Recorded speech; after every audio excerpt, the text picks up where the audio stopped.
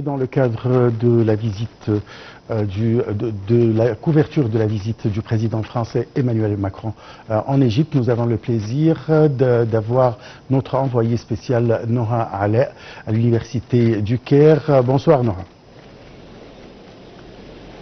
Bonsoir Ashraf, alors, bonsoir Nora, à tous nos téléspectateurs. Parlez-nous des préparatifs de l'université du Caire pour l'accueil du président français.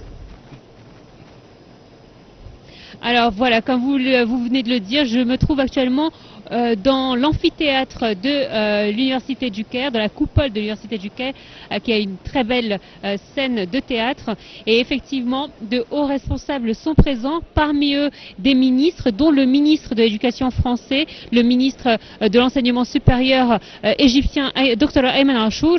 Et nous attendons tout de suite, dans quelques instants à peine, la venue du président Macron, le président français Macron, qui devrait arriver juste derrière moi.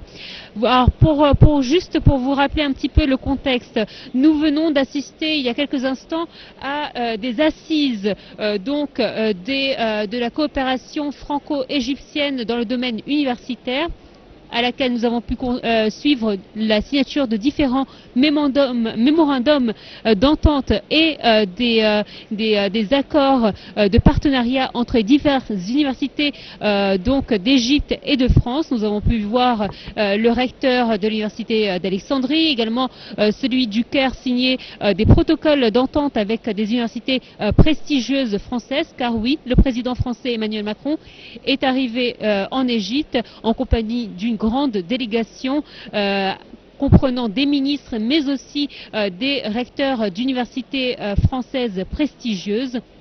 Alors juste avant que le président justement Macron ne vienne, il faudrait que je vous donne un petit briefing de cette université. Alors vous le savez, cette université est une des plus prestigieuses d'Afrique et du Moyen-Orient.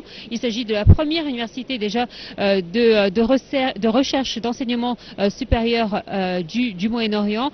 On compte 2 filières francophones des plus prestigieuses dans cette université. Il y a tout d'abord l'IDEA, mais aussi la filière de Sciences Po qui a un partenariat exclusif avec Sciences Po Paris. Et parmi justement les diplômés de cette filière particulièrement, on compte 17 diplomates égyptiens qui au cours de ces 5 dernières années ont été diplômés de cette filière. Alors auparavant, il y avait aussi une filière francophone du journalisme qui se trouvait au sein de l'Université du Caire, car effectivement l'Université du Caire compte parmi les plus importantes dans le domaine des médias. Il faut dire qu'elle figure parmi les facultés les plus importantes du Moyen-Orient.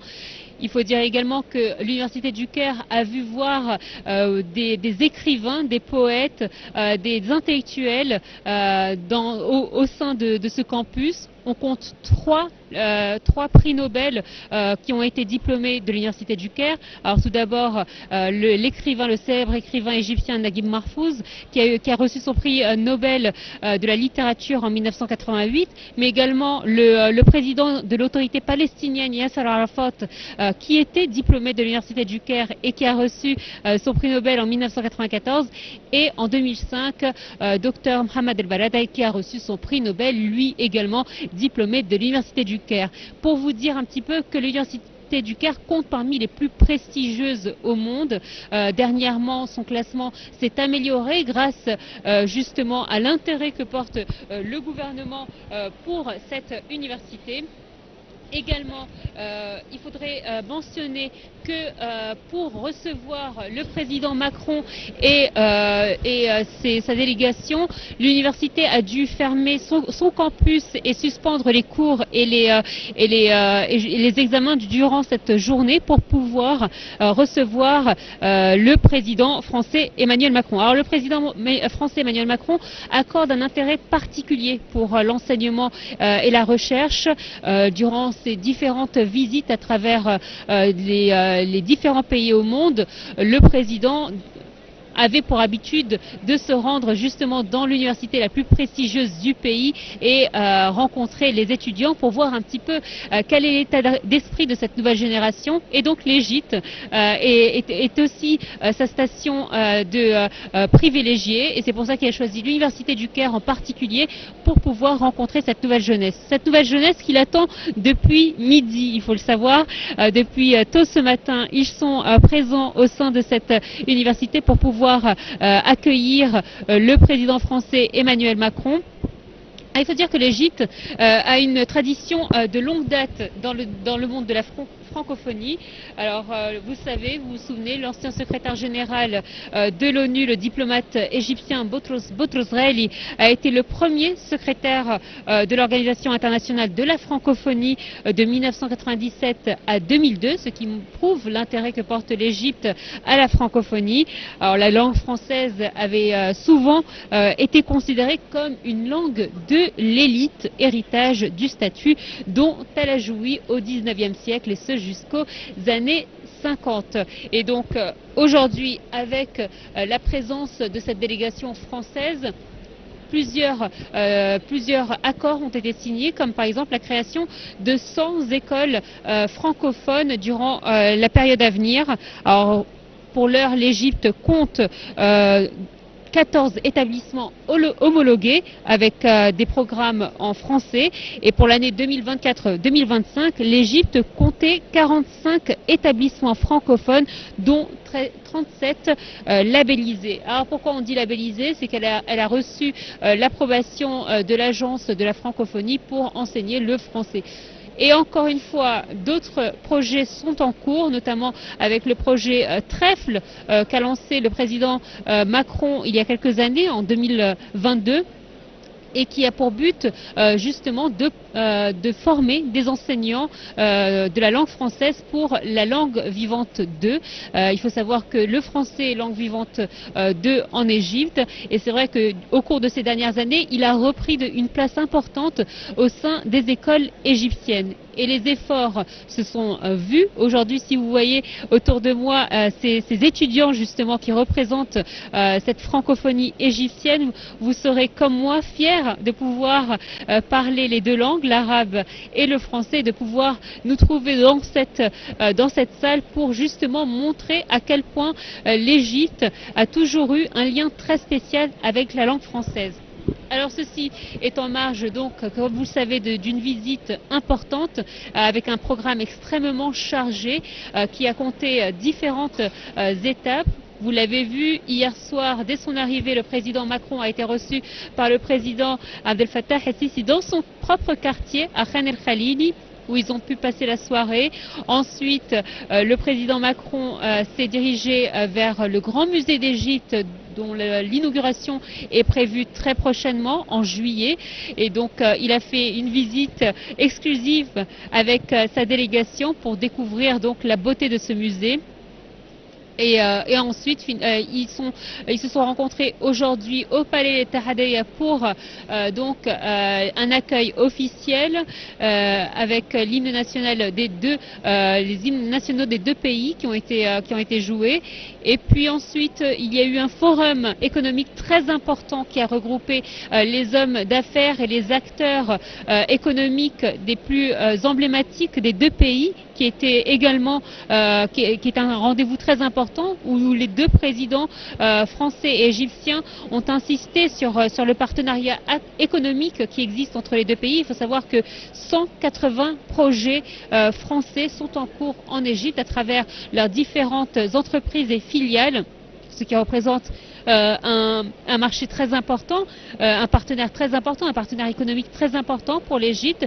Et justement, il compte intensifier ces relations économiques entre les deux pays, et également augmenter les investissements entre l'Égypte et la France. Aussi, les deux présidents se sont rendus après ce forum économique extraordinaire au niveau de la station, la gare Adli Mansour, où ils ont pu constater justement l'aboutissement de ce partenariat historique entre l'Égypte et la France dans le domaine des transports en commun. Vous le savez, le métro est un des projets phares de ce partenariat France-Égypte. Et effectivement, quoi de mieux que de monter, essayer ce métro et la ligne de métro, cette récente ligne 4 qui a été inaugurée récemment. Et donc, une de ces étapes est la gare Adli Mansour, une gare exceptionnelle, une des plus grandes gares actuellement en Égypte et qui fait concurrence avec les gares à travers le monde. Et là, nous sommes donc à l'Université du Caire en l'attente du président français Emmanuel Macron qui devrait sans plus tarder faire son entrée à l'université pour pouvoir justement profiter de cette nouvelle jeunesse telle qu'il la nomme, cette jeunesse égyptienne qui attend de le recevoir. Cette jeunesse également francophone qui souhaite que le français se développe encore plus en Égypte. Vous savez que l'Égypte est un carrefour pour les pays d'Afrique et le Moyen-Orient, c'est-à-dire que des étudiants du monde entier sont inscrits à l'université du Caire. Nous possédons différentes nationalités. L'IDAI, par exemple, 30 nationalités sont inscrites à travers son programme. L'IDAI, qui est un enseignement donc juridique à l'université du Caire et qui se fait en français et en arabe et en anglais également. Et c'est vrai que des étudiants venus d'Afrique et du Moyen-Orient viennent à l'Université du Caire justement pour suivre ces cours. Et le fait d'augmenter ce partenariat dans le domaine de l'enseignement supérieur est un moyen également pour l'Égypte de recevoir davantage d'étudiants, mais aussi pour les étudiants d'aller à la porte d'à côté, au lieu d'aller en Europe ou aux États-Unis pour suivre leurs études, de venir ici en Égypte, à l'Université du Caire, pour recevoir deux diplômes, un diplôme égyptien et un diplôme français, tel que c'est le cas pour la filière juridique, l'IDAI et Sciences Po donc du Caire. Voilà, je vous ai fait un petit horizon de la situation actuellement. Comme je vous le disais, le président Macron ne devrait pas tarder. Il est tout près de nous. Il sera accueilli donc dans cette salle pour pouvoir justement poursuivre ce rendez-vous, ce forum des universités égypto-françaises, un forum important qui réunit les figures importantes de l'enseignement supérieur français et égyptien. Nous avons des figures emblématiques qui sont d'ailleurs dans la salle. Nous avons de vrais francophones qui sont présents pour assister à ce rendez-vous. Nous avions il y a quelques instants l'ancien ministre du tourisme et du commerce, Mounir Fakhri Abdenour, qui est un amoureux de la langue française et qui fut notre ministre également, qui est présent, invité d'honneur à ce rendez-vous justement de l'enseignement du français. Et donc nous sommes donc en l'attente du président français Emmanuel Macron pour pouvoir justement poursuivre notre couverture. Alors, je vous le disais il y a un instant, l'Égypte figure à la 5e position sur les 67 pays dotés des filières francophones dans le monde. Donc c'est un classement qui est assez favorable. Deux filières donc francophones, comme je vous le disais, sont implantées depuis plusieurs années dans cette prestigieuse université. Je vous parlais de l'IDAI. Alors il faut savoir que l'IDAI existe depuis 1988 et donc propose un enseignement juridique qui relève d'un consortium de 3 universités françaises, Paris 1, Paris 2 et Paris Dauphine. Quant à la FESP, qui est Sciences Po, elle a été créée en 1994 et elle s'appuie sur un partenariat avec Sciences Po Paris. Elle a formé donc 17 diplomates égyptiens en 5 ans. Et voilà, donc nous sommes en attente. On nous dit que dans quelques instants, donc le président français va faire son entrée. Derrière nous, vous aurez des images exclusives pour Nile TV International. J'imagine que vous avez donc, voilà, donc nous avons l'entrée des différents ministres et de la délégation égyptienne qui se préparent à recevoir le président français Emmanuel Macron. Il faut dire que donc l'université du Caire, comme je vous le disais, a dû suspendre ses cours et ses examens pour pouvoir recevoir cet événement unique. C'est vrai que le président français a fait jusqu'à présent 4 visites officielles en Égypte et c'est la première fois qu'il se rend à l'université du Caire, une des plus prestigieuses au monde, une des plus anciennes. Ce n'est pas la plus ancienne égyptienne puisque l'université Al-Azhar est beaucoup plus ancienne, mais c'est vrai qu'elle fait partie des universités les plus prestigieuses et les plus anciennes de la région. Alors cette institution emblématique de l'enseignement supérieur a été fondée en 1908, située donc à Gizeh. Elle offre une variété impressionnante de programmes académiques et compte environ 155 000 étudiants répartis sur 20 facultés et 3 institutions. Depuis sa création, elle a joué un rôle, comme je vous le disais, central dans le développement de l'éducation en Égypte, en Afrique, mais aussi au Moyen-Orient. Et donc c'est pour ça que je vous disais, elle figure parmi les plus prestigieuses. Alors tout à l'heure je vous disais qu'elle avait formé différents prix Nobel. Elle a aussi compté parmi ses étudiants l'acteur international Omar el-Sharif, le président irakien Saddam Hussein, également l'écrivain et chercheur comorien, prix Sangor, Mandela et Wepler, Ali Zamir. Je dois rendre l'antenne à présent car le président Macron va entrer dans la salle. Je vous laisse avec les images. Beaucoup, Noha, envoyé spécial d'ITV International à l'université du Caire, et on va vous rejoindre au fur et à mesure pour la continuation de notre couverture de la visite du président français Emmanuel Macron en Égypte.